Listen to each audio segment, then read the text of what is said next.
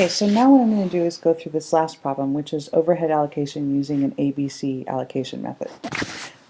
So there's some things given here, particularly we're getting that we have two parts going on here. So we actually are trying to get the cost per part, fully allocated cost for both of the parts. And we're given material and labor costs, which doesn't change when we use ABC, because ABC is just an allocation of overhead method. So there's some basic information given. It also shows you here that there's two cost pools that we're trying to allocate to these parts. One we're calling the facilities cost and the other is utilities, and these are the totals in these pools for the company. And then there's also some data here given about these parts and then also the total for the company. We don't know what is between this value, but the total for the company is given. So for instance, this part, the manufacturing of it takes up about 2,300 square feet, where for this part is 5,600. Machining hours is 460, this one is 1,200. And then the total for the company is also listed here. So what we're going to do here is we're going to go ahead and calculate first of all, the fully allocated cost using a traditional method and then using ABC method. So I'm going to scroll down to that part of this thing. So I'm just reiterating some of these things. And in the traditional method, what I did is I wanted to calculate what was the overhead allocation cost for if we use the traditional method. So these are the two cost pools, so the total overhead cost, and these are the total units. So in a traditional method, we just take these cost pools and we just divide them by the total units. And that's this divided by this is 343. So those are the overhead costs, and it's going to be the same for both of them.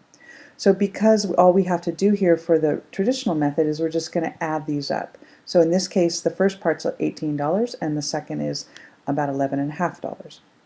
Now we're going to do it a little bit differently based on this ABC costing. And we're going to take each of the cost pools, facilities and utilities, and we're going to divide them up separately and then allocate them to the various parts. So this first one is, the first way we're going to do it is just we're going to say that this is the total overhead for facilities and this is the total square footage. So we're going to calculate an allocation method that's based on this cost driver. So it's $1.17.5 per square foot. For the utilities, we're doing the same thing. This is the total cost and this is the total machine hours. So it's $1 per machine hour.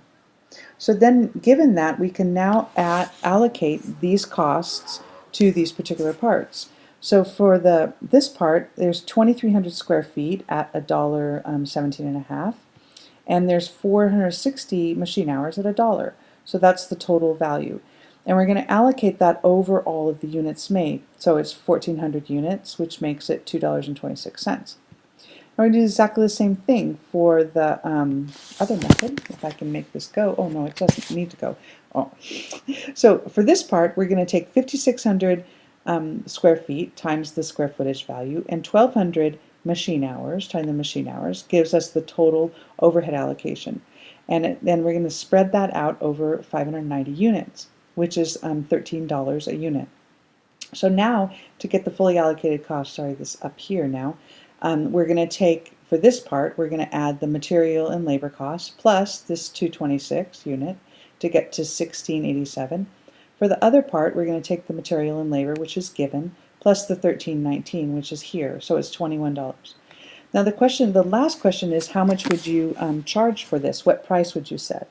So it really has to do with how much profit you want, but you also need to look at which method. Is this method more correct or is this method? And we would argue that this method is more correct because it's more reflective of actually what's going on in the processes.